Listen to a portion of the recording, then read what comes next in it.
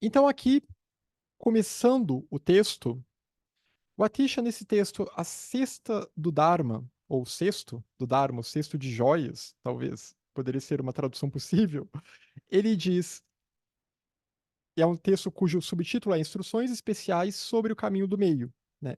Hoje, não vou entrar tanto em questões sobre o vazio, em questões mais técnicas, digamos assim, da filosofia do Nagarjuna, mas aqui ele vai, então, falar bastante de como lidar com o sofrimento do samsara.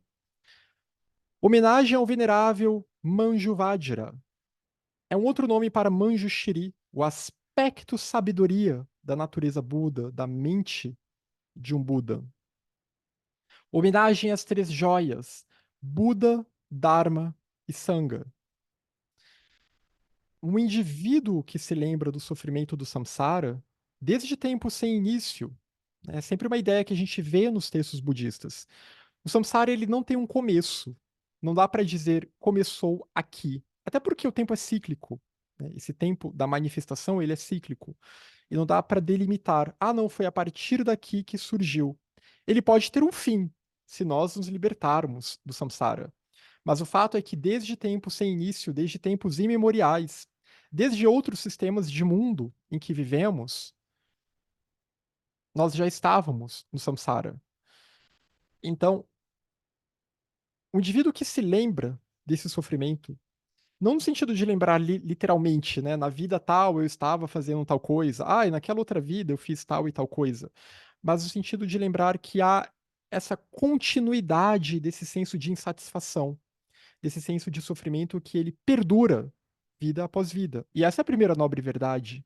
A vida é sofrimento. Ela não é só sofrimento, mas ela é permeada pelo sofrimento, pela insatisfação, devido ao poder da ignorância, que é a segunda nobre verdade. Então, o indivíduo que se lembra do sofrimento do samsara desde tempo sem início, do seu próprio sofrimento e dos outros seres, sem exceção, estamos no budismo Mahayana, que tem como foco principal a compaixão, bodhicitta, o altruísmo, libertar todos os seres do samsara. Então, obviamente, não basta a gente pensar somente sobre o nosso sofrimento. Se o samsara é uma condição que aflige todos os seres, então temos que pensar no sofrimento de todos os seres. E é muito complicado, né? Pensando, eu tinha comentado isso com algumas pessoas, que, bom, muitos aqui, eu também, nós estávamos, digamos assim, num retiro na semana passada. Na semana passada até o início dessa semana. E a gente estava meditando, né? A gente estava focando a nossa mente em assuntos elevados. Havia um senso de harmonia muito bom, pelo menos foi o que eu senti, né? Talvez outras pessoas tenham sentido outras coisas, mas é estranho voltar depois para a vida normal, digamos assim, porque lá meu celular não funcionava, então eu não via as notícias, eu não via as coisas que estavam acontecendo. E agora a gente vê todas as coisas que estão acontecendo, todas as notícias, é o desastre climático ali, é uma guerra acontecendo ali, é não sei o que mais acontecendo. E como então são esses sofrimentos do samsara que, por um lado, eles podem nos chocar, podem nos causar incômodo, mas essa é a natureza do samsara. E essas coisas não são novas. Elas acontecem neste ano, elas aconteceram ano passado, elas aconteceram nos anos 40, elas aconteceram no século XIX, no século XVIII. E daí por diante. A gente pode voltar até tempos pré-históricos, né? Então, esse é o problema do samsara. Ele nunca é confiável, mesmo quando há uma aparente estabilidade na nossa vida, na vida da sociedade, na vida do mundo em geral, dos sistemas econômicos, alguma coisa vai acontecer para desestabilizar tudo, porque uma das marcas do samsara é a impermanência. Uma das marcas do samsara é que as coisas elas nascem e depois elas morrem. As coisas surgem e depois decaem. É claro que elas renascem, mas nunca vai ser igual como já foi. Nunca vai ser como uma era de ouro, como a gente chamaria na nossa memória, algo que já passou, que já acabou.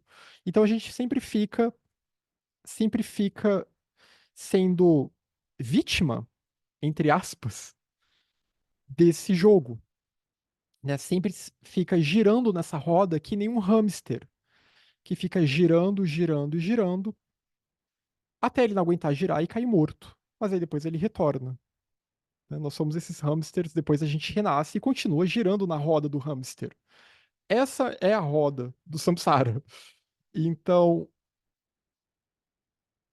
tentar lembrar disso, tentar lembrar dessa insatisfação, e a gente vê os sofrimentos do mundo e vê as notícias ruins acontecendo e os estresses da vida, né? Mas sempre pensar que a solução não é reforçar a perturbação, já que a causa de tudo isso é a perturbação, é o desejo atrelado a um senso de um eu, é a ignorância, é a separatividade. Como a gente pode tentar não contribuir, então, para a ignorância do mundo, mesmo que a gente ainda tenha ignorância? Se estamos no samsara, ainda temos as nossas perturbações mentais. Mas como a gente pode talvez não contribuir, como a gente pode talvez não jogar lenha na fogueira, talvez não jogar gasolina na fogueira? Porque é comum quando a gente fica indignado com certas coisas, de aí a gente vai para um outro extremo, né? E essa não seria uma postura madhyamika, não seria uma postura do caminho do meio. O caminho do meio é a escola, é a perspectiva que evita cair nos extremos. Que no contexto da escola madhyamika você não vai nem dar existência inerente às coisas, né? Não vai cair no que se chama de eternalismo, achar que eu sou isso, eu sempre serei isso, mas também você não vai cair no niilismo, de que nada faz sentido, nada existe, então que se dane tudo, né? Não pode cair em nenhum desses dois extremos. Mas ao mesmo tempo, também não pode tentar se alienar, né? Não pode tentar se alienar da realidade, que é o que acontece muito quando a gente lê sobre o reino dos devas, o reino dos deuses, os seres que reencarnam, que renascem no reino dos deuses e ficam distraídos com muitas benesses e bonanças que são temporárias.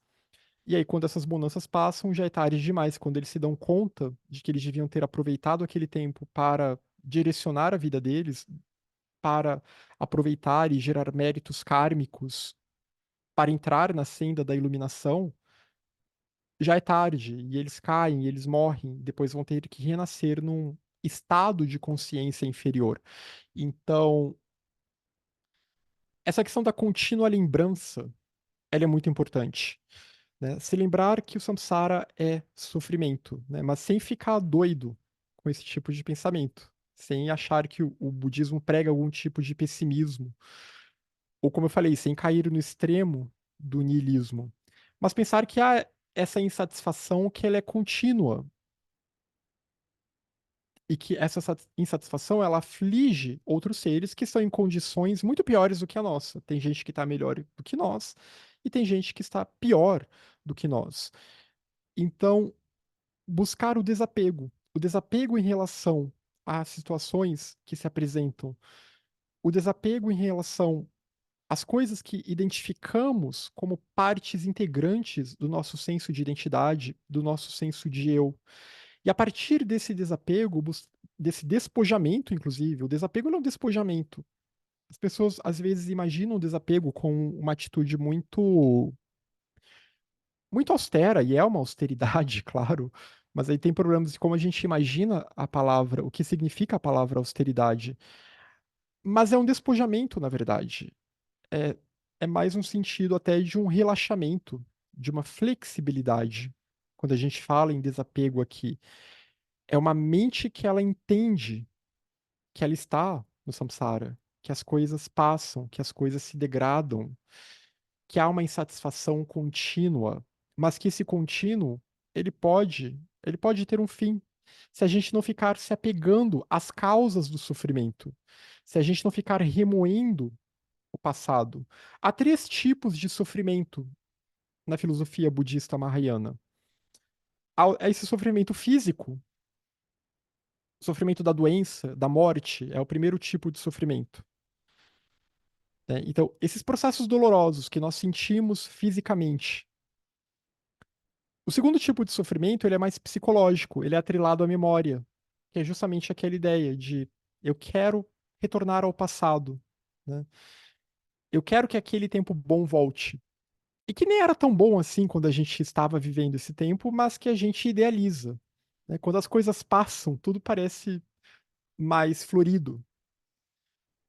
Então, a gente vê isso muito na cultura atual, né? Essa obsessão pela nostalgia das coisas de décadas passadas, porque o mundo está num momento complicado economicamente, politicamente, etc. Então, e as pessoas percebem, né, que o modo de vida do século XX ele está indo embora.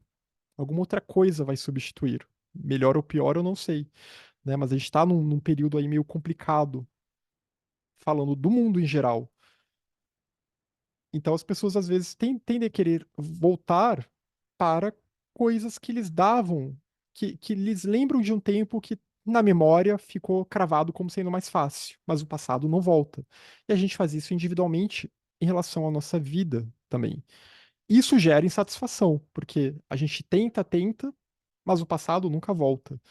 Então, esse segundo tipo de sofrimento, que é o sofrimento associado à memória, e o terceiro tipo de sofrimento, que é a causa raiz, que é justamente o sofrimento existencial, dessa condição cognitivo existencial em que nós estamos, que é o samsara, que é a própria ignorância que nós temos, é o próprio modo de funcionamento, e que é um problema inconsciente no nosso fluxo mental, né? Se fosse consciente, seria fácil de resolver.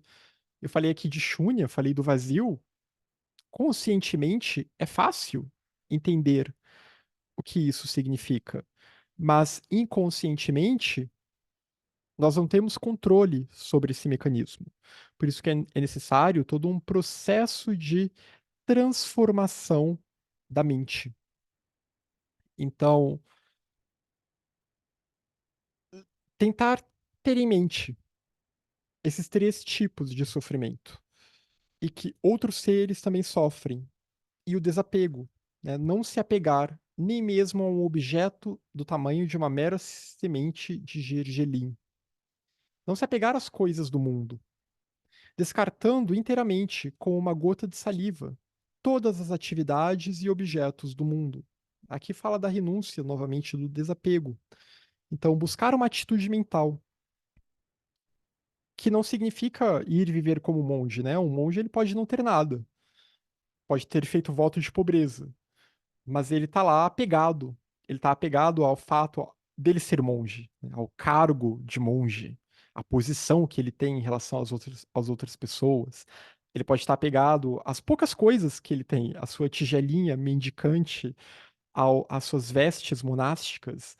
Não é isso, mas é ter uma atitude mental que entenda esse processo da impermanência. Isso é o desapego, né? E assim a gente vai reduzindo as nossas expectativas do samsara, as expectativas que a gente tem em relação às coisas do mundo, as expectativas que a gente tem em relação às outras pessoas, as expectativas que a gente tem em relação a nós mesmos, né? E vai abrindo a nossa mente para uma atitude, uma conduta mental que ao mesmo tempo é mais despojada, mas ao mesmo tempo também leva em conta uma certa uma certa noção, né, de que como tudo está em fluxo, tudo está em constante mudança, vale a pena a gente tentar fluir de uma forma harmônica. E aí entram as paramitas, entram as virtudes, né? Entra a Shila, por exemplo, que é a paramita da harmonia. Como que a gente vai se movimentar nesse processo? Buscando uma harmonia de pensamento, de palavra, de ação, com essa busca, né? Buscando uma harmonia que vai incluir aí uma atitude compassiva também, né? Que vai incluir generosidade, vai incluir buscar serenar a mente, vai incluir uma energia que se volta para essa meta, para esse objetivo, e que vai buscar entender as outras pessoas, os outros seres também, que cada um está no seu processo, entender que as pessoas mudam, né? E que a gente tem que saber lidar com as mudanças dos outros também, buscar entender os processos em que as outras pessoas estão e aceitar isso também, né? E buscar ter uma atitude adequada em relação a isso também.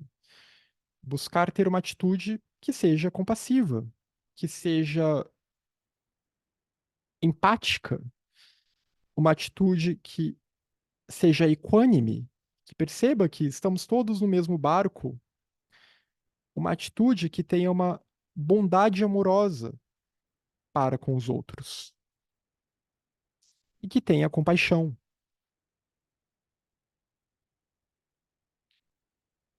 E aqui o Atisha diz: eu examino os 5 tipos de seres sencientes. Aqueles que são nascidos do ovo, aqueles que nasceram da umidade, aqueles que nascem milagrosamente, né, de geração, né, um gera o outro, uma espécie de geração espontânea, digamos assim. Aqueles que possuem forma, aqueles que não possuem forma, aqueles seres sutilíssimos, e aqueles que possuem consciência, que têm uma consciência mais ativa, e aqueles que não possuem consciência, que não possuem uma mente que pense. Podem ter mente, porque todo ser vai ter mente, mas é uma mente que não tem esse mecanismo da consciência, esse mecanismo sujeito-objeto, né, de interpretar o mundo sob a ótica do sujeito-objeto de uma forma consciente. Vejo que todos esses 5 tipos são as minhas mães. Como eu tinha dito, né, todos nós surgimos nessa interdependência que abarca vários planos de existência, porque aqui ele não está falando só do nosso plano de existência. Quando ele está falando de seres sem formas, seres nascidos milagrosamente, ele não está falando de humanos, de animais, está falando de outras classes de seres. Esses seres sencientes, semelhantes às mães, produzem e acumulam ações poluídas por conta de seus próprios propósitos egoístas, por conta do poder do egoísmo, que é essa grande mácula na mente de todos os seres, que é a noção de um eu separado, que é a ignorância, eles acumulam karma, né? Lembra do que a gente viu na reunião passada, que as nossas ações, elas sempre acumulam. Quando há uma intencionalidade ali, elas acumulam energia, digamos assim. E essa energia, depois, ela vai voltar para nós, né? Isso é o karma. A esse acúmulo de karma. E nós sofreremos as consequências, nós experienciaremos as consequências das nossas ações. Então, esses seres semelhantes a mães produzem e acumulam ações poluídas, karma negativo, devido ao poder do egoísmo. E com o amadurecimento dessas ações, experimentam muito sofrimento, conforme o karma amadurece, conforme chega o momento de experienciar esse amadurecimento do karma. Então, é uma forma de pensar no sofrimento de todos os seres. Pensar que não é só nós, não somos só nós que estamos neste processo. E a partir daí, dar-se conta do problema que é o samsara. Que, como eu disse já antes, né, como a gente vê sempre nos textos Mahayana, nos textos budistas em geral. Só que é difícil criar um convencimento, uma convicção em nós que vá nos fazer, ok, agora sim, agora vai, agora eu vou viver de uma forma completamente diferente.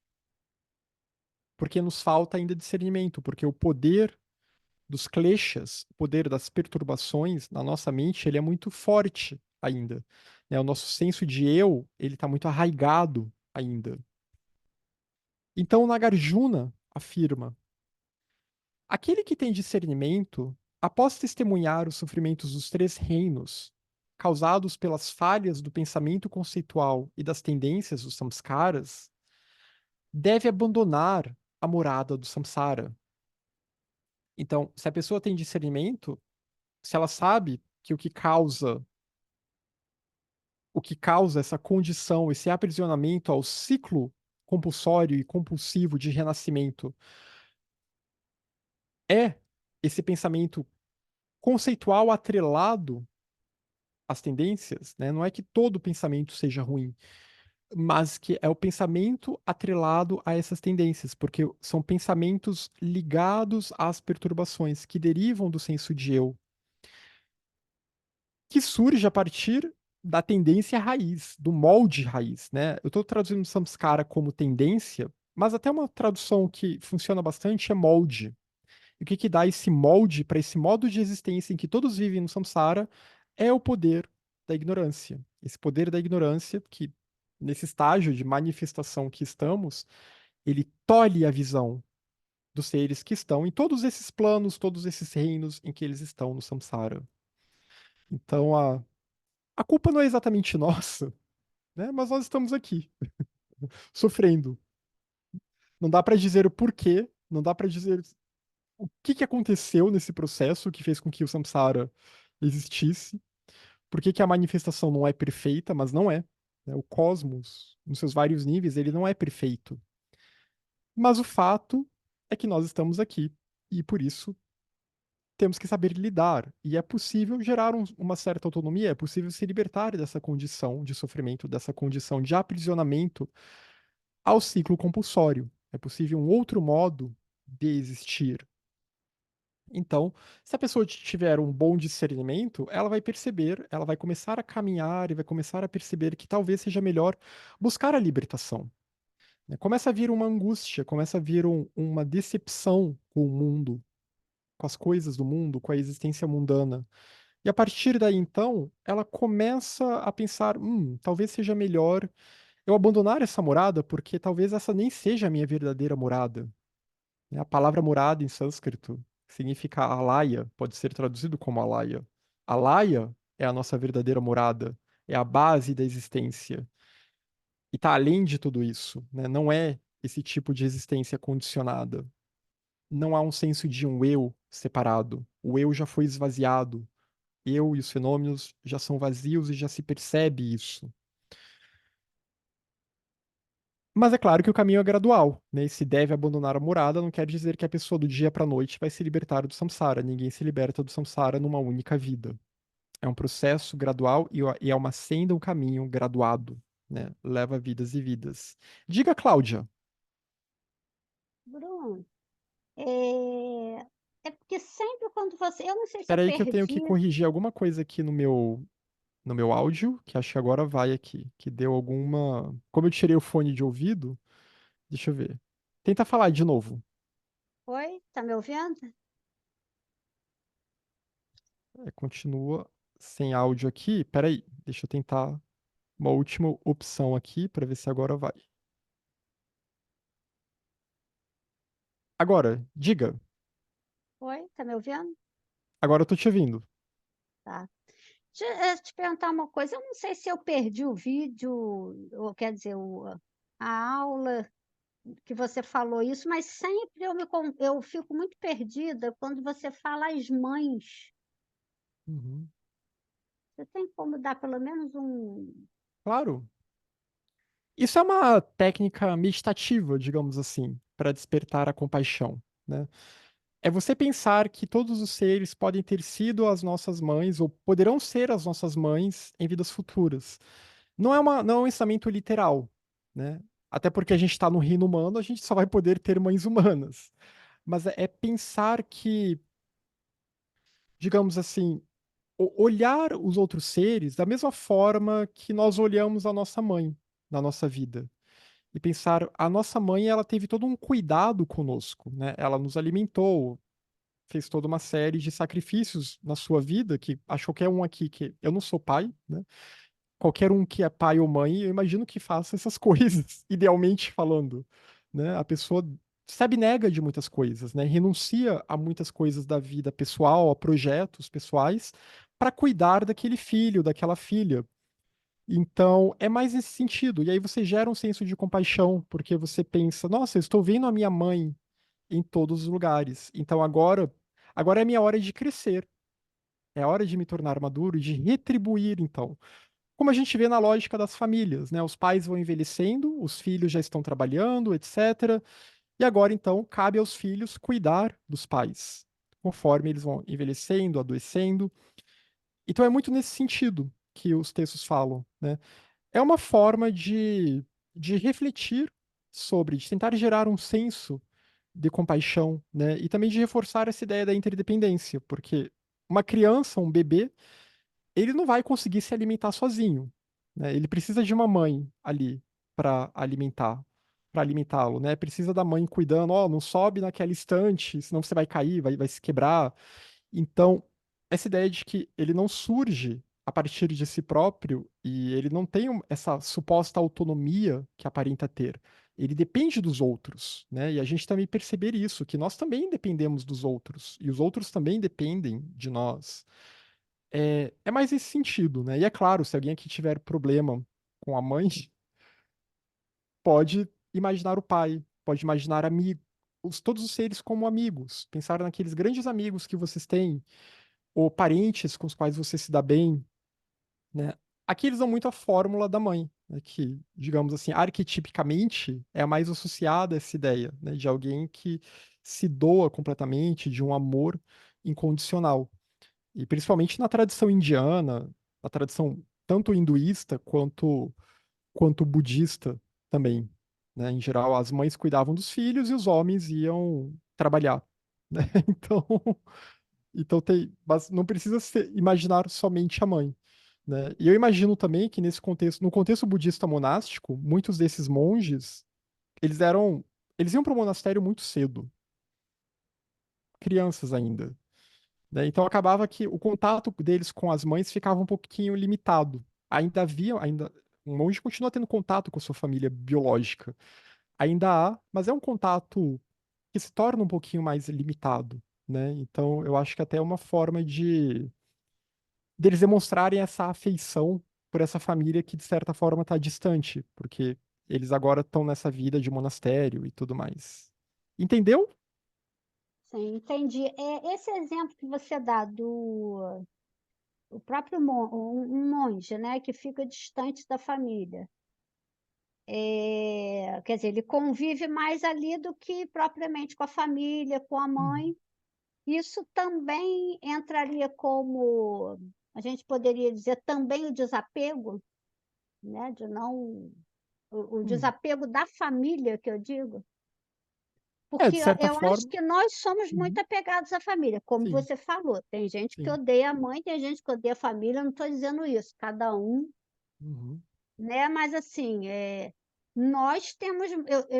Você falou muito em desapego e eu pensei muito no apego no sentido família. Seu Sim. filho, seu marido, Uhum. né? Onde entra o desapego aí, né? É interessante esse ponto. É, no contexto monástico, a gente também tem que pensar que nessas sociedades, né, por exemplo, a sociedade tibetana, ela era feudal medieval. Então, se você estava numa casa, você era um menino, você ia ter que trabalhar. Se você era uma menina, você ia ter que fazer os trabalhos domésticos e depois ia ser levada para o casamento, né? Lembrando que o casamento não era uma coisa exatamente que você podia escolher com quem você ia casar. Isso vale para o Tibete, isso vale para a Índia também. Então, para a pessoa estudar o Dharma, muitas vezes ela teria que se afastar realmente da família, porque sem isso haveria a necessidade urgente de trabalhar para que aquela família não passasse fome, né? Você tem que estar lá no campo, tem que estar lá cuidando da agricultura. Então, os monastérios, a vida monástica, eles acabavam cumprindo, digamos assim, essa função para aquelas pessoas que são mais inclinadas ao estudo do Dharma, que já tem essa vontade de se desapegar do mundo, então lá ela vai poder fazer isso. Agora, se ela está numa família que as pessoas têm que trabalhar, ela não vai ter muito tempo para fazer isso. E se ela parar de trabalhar e falar, não, eu vou ficar aqui meditando e vocês cuidam aí das outras coisas, ela vai se tornar um problema naquela família, na verdade, né? Então há um pouco desse senso realmente de desapego que eu acho que faz sentido na forma como essas sociedades se organizavam naquela época. Mas também voltando aqui para nós, né? A gente também tem que pensar que esse desapego que você falou, é claro que ele nunca vai ser naquele sentido agora eu vou me dedicar ao Dharma, né? Um pai divorciado vai se dedicar ao Dharma e por isso eu não vou mais visitar os meus filhos. Não vou mais pagar pensão, porque agora, né, eu tenho que gastar esse dinheiro comprando livros do Dharma, não vou mais gastar pensão. Ou então, um pai e uma mãe vão falar: não, não tenho tempo para cuidar dos meus filhos porque eu tenho que meditar. Não pode ser nesse sentido também. Mas esse desapego é mais uma atitude mental, né? Até porque isso geraria karma negativo. Eu tô deixando as minhas responsabilidades que eu aceitei, né? Hoje em dia, no Ocidente, ninguém casa forçado, que eu saiba. E então, isso até geraria um karma negativo e é o oposto da compaixão, né? O outro que se vire, eu vou cuidar só de mim. Mas a gente também tem que, mesmo assim, a gente também tem que gerar um certo desapego em relação a, por exemplo, as expectativas que as famílias podem ter em relação a nós, né? O que que um pai pode esperar do seu filho, ou a reputação que você quer ter dentro daquela família. Então você não se apegar a isso, né? Não se apegar àqueles jogos que surgem às vezes nas relações familiares, né? Que também podem ter competição, pode ter uma busca para quem vai ter mais aprovação de quem, e como isso se reflete também depois em relações sociais, né?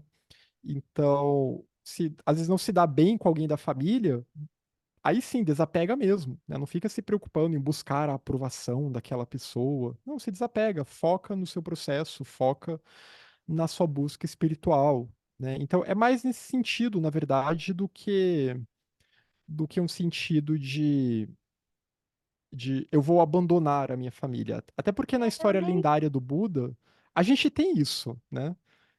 Eu tô falando aqui, história lendária, não como as coisas aconteceram. Porque eu todos nem esses. cheguei a pensar assim tão radicalmente, não. Sim, Assim, quando eu falei no sim. desapego, né? Ah, vai abandonar Ah, o sim, filho, né?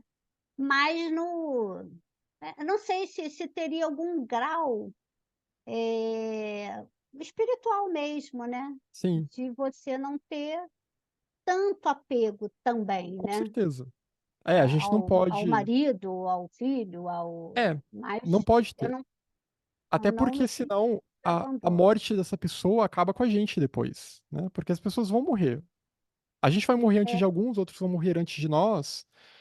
E a gente tem que estar preparado para isso, né? Que é um momento que a gente aproveita com essas pessoas. É como se elas fossem visitantes na nossa casa.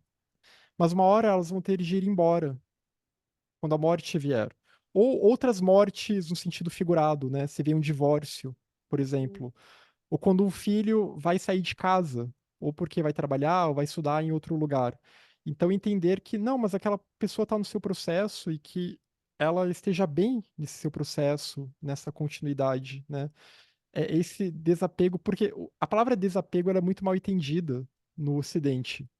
As pessoas pensam em desapego como descartar os outros. é, Porque é o que virou, principalmente nesse mundo do consumismo, né? É até cômodo pensar isso, né? Eu vou descartar as pessoas que não me são mais úteis. Isso não é desapego real, isso é um puro egoísmo. Mas o desapego real, ele tem uma compaixão embutida ali, que eu respeito o processo do outro, né? E eu não tento prendê-lo a mim.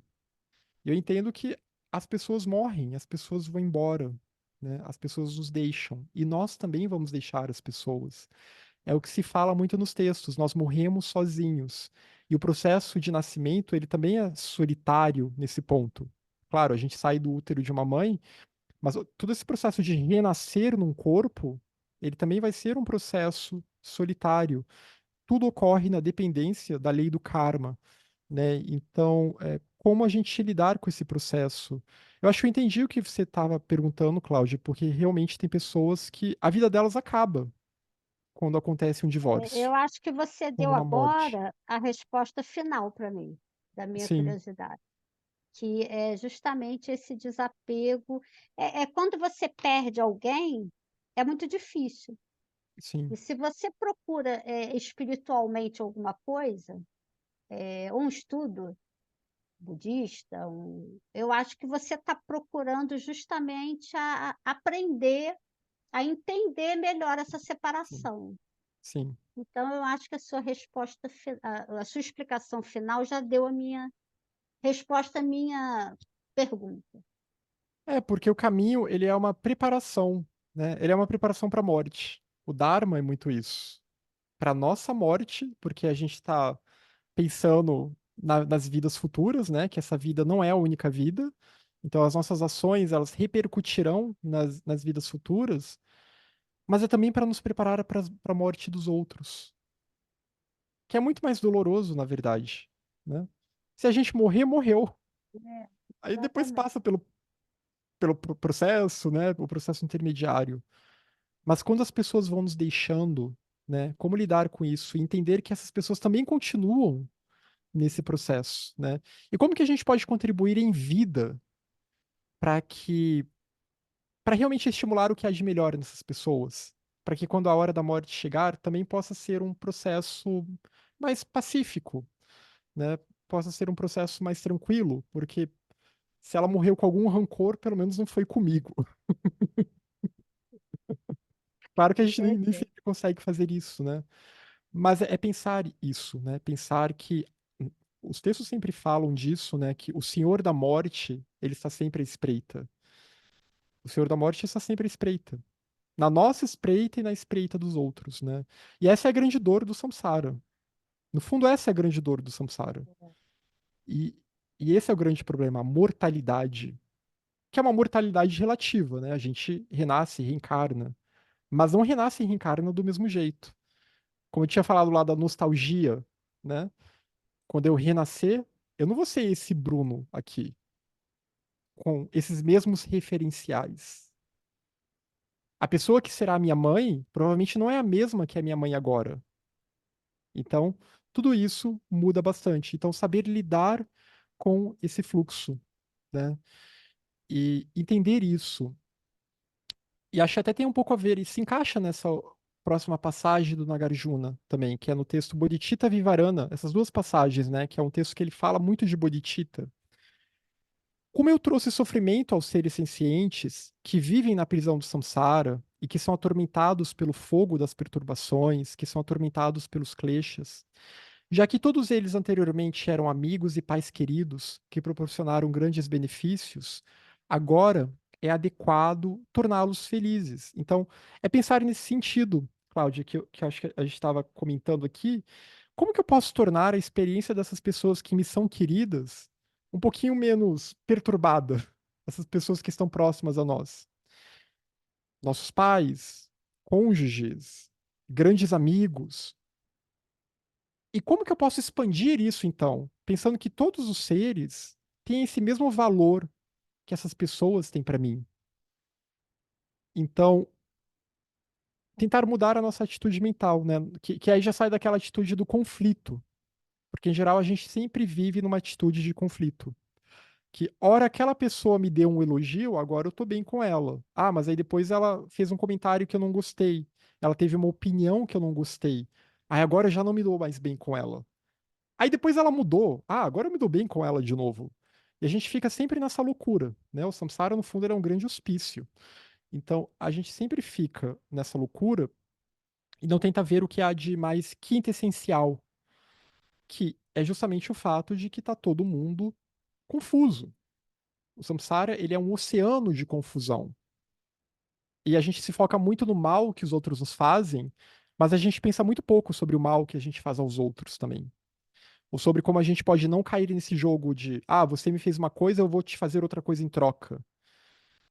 Porque não é só o escorpiano que é vingativo, não é só o ariano que é pavio curto, não é só, sei lá qual signo, não é só o virginiano que é crítico. Esses vícios, esses kleshas, eles estão em todos nós, né? Não é uma personalidade ou um tipo de pessoa que é assim. Todos nós somos isso. Todos nós somos ou estamos nesse estado de agressividade em algum nível.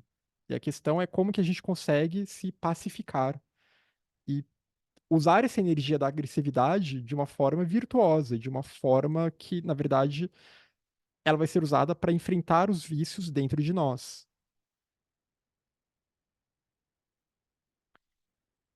E ao compreender, então, que a bondade nas outras pessoas, nos outros seres, gere bodhicitta. com os quatro imensuráveis ou incomensuráveis, pensando: vou libertá-los do sofrimento e fazê-los alcançar o nirvana. Esse é o propósito de acumular as duas coleções de método e sabedoria. Então, se você tem um inimigo na sua vida, não deseje a morte dele. Até porque se for uma inimizade forte, isso acumula karma, hein? Você vai ter que lidar com essa pessoa depois. De novo, não deseje a morte dele. Deseje que ele se liberte do samsara. E seja com essa atitude mental. Se essa pessoa quiser, eu ajudo ela a se libertar do samsara. Deseje isso para os seus inimigos. Não deseje coisas ruins. E deseje isso para os amigos também. A libertação do samsara para todos. Os quatro imensuráveis que ele falou aqui, que eu até já tinha mencionado, né? A bondade amorosa, Maitri, que é o amor, né? Esse senso de amor. Por exemplo, o amor que uma mãe tem para com seu filho, um amor abnegado, gentil. A equanimidade, que é nós entendermos que todos os seres estão no mesmo processo. Toda a vida tem o seu valor, o mesmo valor, igual valor, no sentido de que toda a vida merece florescer. Todos os seres buscam evitar as causas do sofrimento e buscam gerar as causas da felicidade, em todos os reinos, em todos os planos. A alegria empática, ter uma alegria que não é só aquela alegria de que eu fiquei feliz porque me deram alguma coisa, porque eu consegui alguma coisa, mas é você se alegrar quando o outro se alegra, quando coisas boas acontecem com os outros. E a compaixão, né? Se compadecer com o sofrimento alheio, estar disposto a auxiliar o outro. Então, esses quatro imensuráveis junto à bodhicitta e buscando então acumular as duas coleções de método e de sabedoria. Sabedoria que compreende o vazio. Prajna, a mãe dos Budas, aquela que liberta porque supera o egoísmo. É a luz que supera o egoísmo. É a luz que supera as trevas da ignorância. Que na verdade era só uma ausência de sabedoria. A avidya, ausência de sabedoria. Essas trevas são uma ausência de luz, uma ausência de prajna.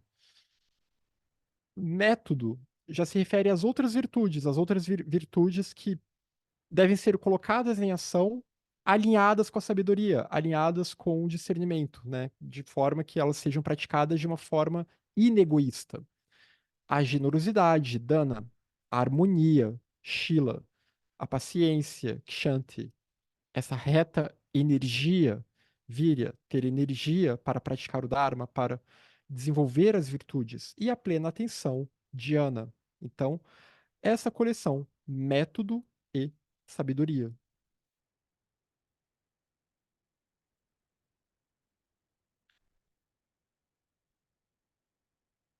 A esfera imediata do espaço diante de alguém, não separada da mente, que é como um sonho, é preenchida com as três joias, como um monte de sementes de mostarda. Aqui está falando de alguém que volta a sua mente para o Dharma. Essa esfera imediata do espaço diante de alguém, não separada da mente, quer dizer que a gente vê o mundo de uma forma muito como a nossa mente o interpreta. É nesse sentido aqui, né? A gente atribui coisas ao mundo. O mundo existe, mas a gente se ilude com o mundo devido ao poder da nossa mente, ao poder de distorção da ignorância que está na nossa mente. Mas se a gente se voltar para a bodhicitta, para a mente altruísta, para as virtudes, para essa senda virtuosa, e buscar então um refúgio nas três joias, em Buda, no Dharma e na Sangha dos Bodhisattvas, então a mente ela vai se tornando um pouco mais clareada, digamos assim, né? É como uma luz e é até um exercício meditativo interessante, né? A gente sentar para meditar e pensar, tomo refúgio em Buda, tomo refúgio no Dharma, tomo refúgio na Sangha espiritual e visualizar uma luz que preencha a nossa mente. Então, permitir que essa luz, que é a luz do Dharma, preencha a mente como um monte de sementes de mostarda, representando esse estado esse estado de equilíbrio, esse estado de serenidade e de clareza mental, de sabedoria e discernimento.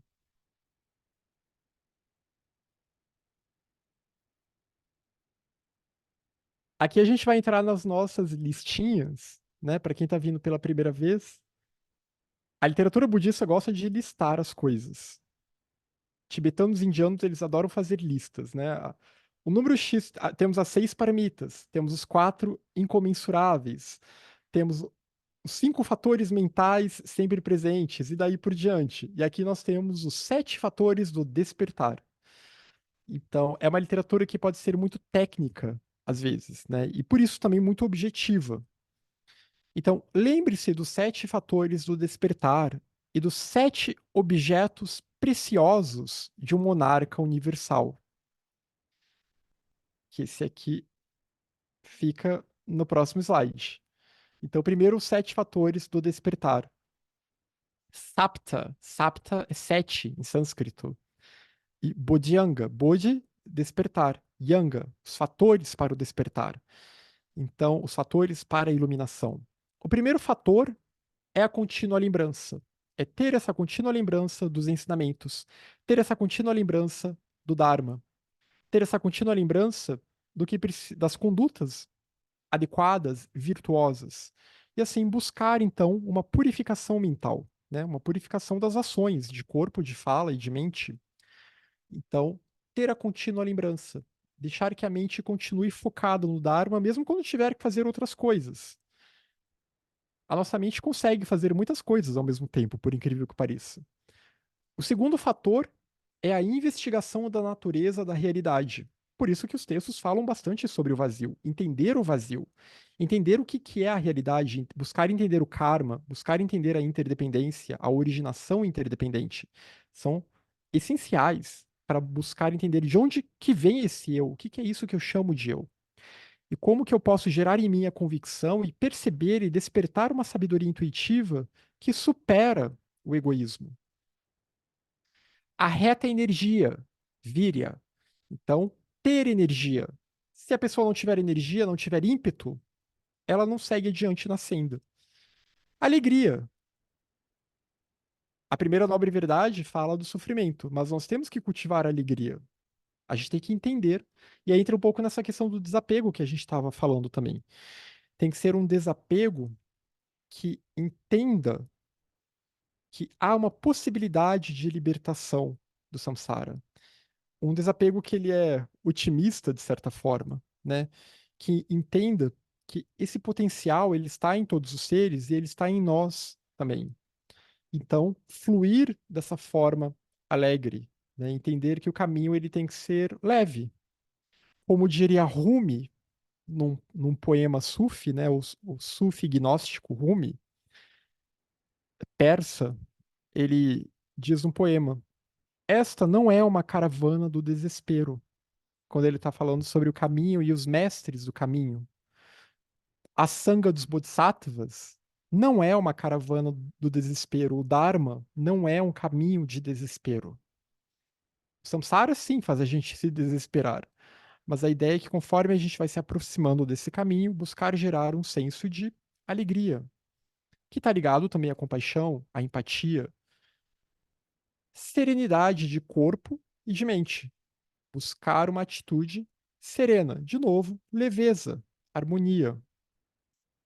Samadhi, buscar o samadhi, uma mente unidirecional, uma mente cujo tom vibratório agora está plenamente fundido com seu objeto de meditação.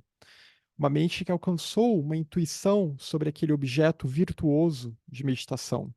Uma mente, então, que está plenamente concentrada, né? As pessoas não gostam dessa palavra, concentração, mas é uma concentração no bom sentido, que toda a energia mental agora está focada naquilo.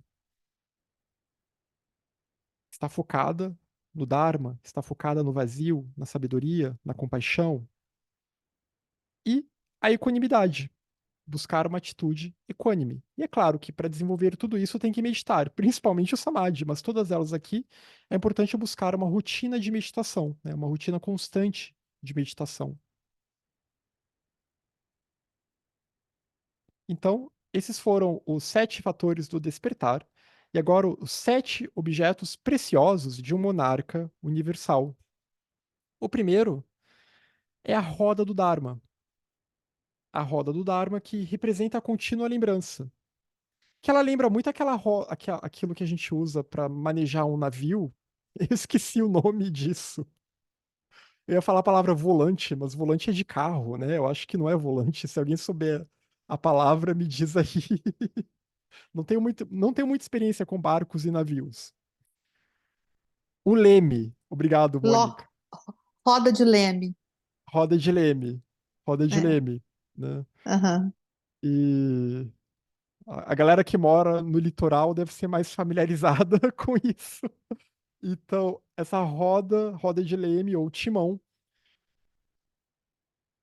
a contínua lembrança a gente até pode pensar, né, em relacionando com a roda do Dharma, porque é para onde a gente direciona o barco. Se a gente não está conduzindo bem, a gente não vai para outra margem, a gente vai parar em algum outro lugar, o barco vai ficar preso, perdido no oceano. E os textos budistas sempre dão essa ideia, né, de que nós somos um barco. O nosso corpo é um barco, a nossa existência encarnada é um barco. Só que a gente está meio perdido, assim, sem direção. E a roda do Dharma, então, é esse leme que pode nos dar uma direção, se a gente aproveitar, se a gente souber manejá-lo.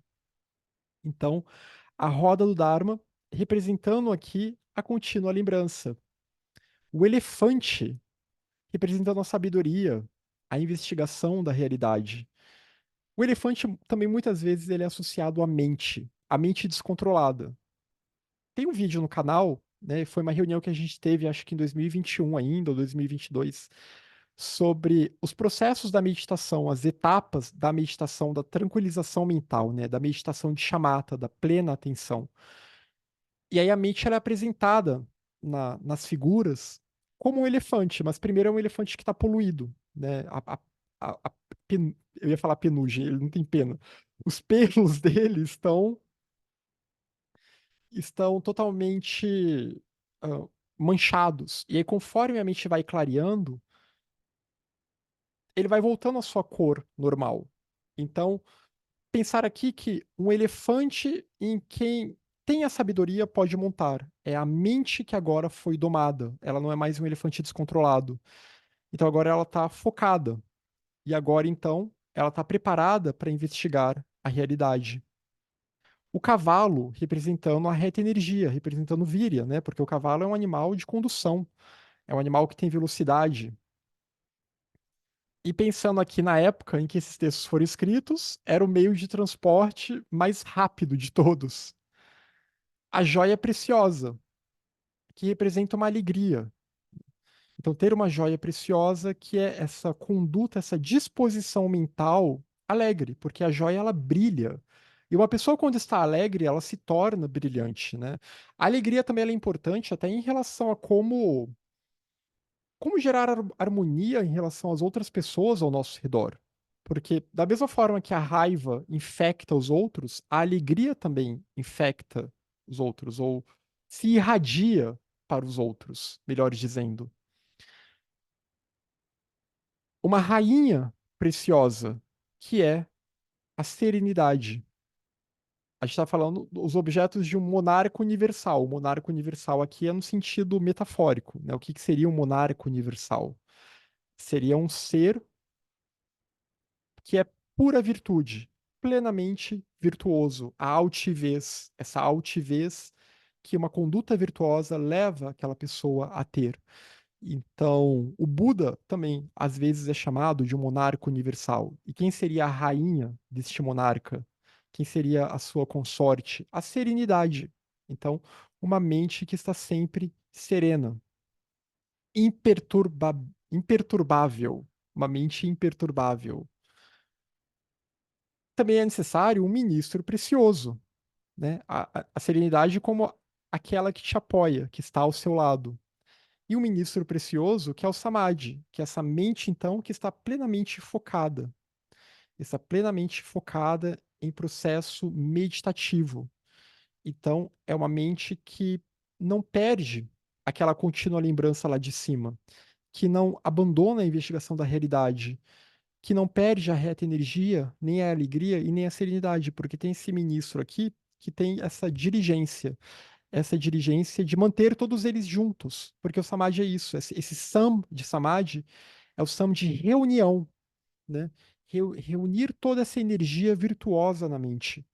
Então, esse ministro precioso e também um general precioso, que é a equanimidade. É necessário ter esse general, que é aquele então que vai olhar para os outros, né, que vai conduzir os outros, mas vai conduzir os outros de igual para igual, entendendo que todos eles têm uma vida que tem valor e que merece florescer. E a vida floresce, de fato, quando alguém se ilumina. É quando a vida desabrocha, de fato. Então, esses são os 7 objetos, né? Alguns nem seria muito correto chamá-los de objetos, né? Rainha, ministro, general. As 7 marcas preciosas de um monarca universal, ou 7 características. E aí ele também vai dizer: aplique os 6 antídotos, porque esse texto tem muitas listas. Então, quais são os 6 antídotos se eu quiser me tornar um monarca universal? Desenvolvendo esses 7 fatores do despertar. A recitação dos sutras. A recitação aqui não no sentido de ter que ficar decorando passagens e lendo em voz alta. Se quiser fazer isso, tudo bem. Mas a recitação dos sutras no sentido de estudar os sutras, né? De voltar a mente para o estudo dos sutras. A meditação sobre o vazio. Meditar sobre o vazio de existência inerente. Então, tentar diminuir o poder do eu. Sentar para meditar e focar na seguinte frase: eu e os fenômenos somos vazios de existência inerente ou somos vazios de existência separada. Foca nessa frase como se fosse um mantra. Tenta meditar nisso por um ano, 20 minutos por dia. A recitação de mantras também ajuda, né? Então, começar uma prática meditativa entoando mantras, como a gente faz aqui, pode ser o Om, o Pranava, a sílaba da unidade. Pode ser algum mantra mais elaborado, o Om Mani Padme Hum, o mantra da compaixão, visualizar uma luz que se espalha. Visualizar imagens do Buda, então visualizar o Buda na prática da meditação. Fazer Guru Yoga com o Buda, né? Pensar que o Buda é o grande guru. E buscar então se conectar com o Buda no sentido de que você se coloca disponível para o ensinamento, para praticar o ensinamento. E recitar os nomes dos Budas, os vários nomes dos Budas, no caso, Tathagata, ah, e outros nomes, o Bhagavan, né, vários nomes, mas que a gente pode traduzir em português, como o conhecedor supremo, o médico supremo, o terapeuta supremo, e daí por diante. Mas isso é para gerar uma energia mental, né, para voltar a mente para o Dharma, para construir uma mandala ao nosso redor quando nós meditamos, né? Da mesma forma que as tradições ocidentais vão falar da importância de, em práticas, em práticas mágicas, né? De fazer um círculo, de criar uma egrégora. Aqui também é necessário, né? Criar um círculo de luz mentalmente, gerar uma egrégora e se conectar com os ensinamentos.